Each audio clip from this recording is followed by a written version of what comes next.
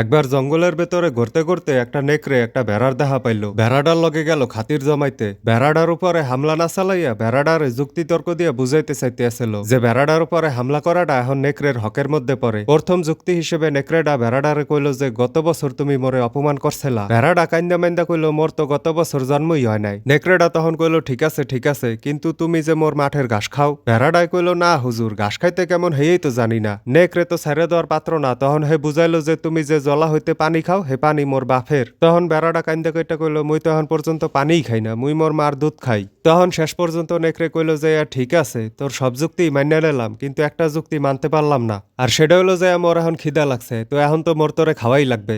এই কথা কইয়া হে বেড়ার বাচ্চাটার উপরে হামলা চালাইয়া বেড়ার বাচ্চাটারে খাইয়া হালাইলো। মোর অল অফ দ্য স্টোরি হইলো যে অত্যাচারী অত্যাচার করার জন্য কোনো না কোনো যুক্তিতর্ক উপস্থাপন করবে। যখন কোনো যুক্তি পাইবে না তখন আমনের উপরে হামলা চালাইবে। নেকড়ের আচরণই হইলো যাইয়া আক্রমণ করা, আর বেড়ার আচরণ হইলো যাইয়া খালি মায়ের খাওয়া।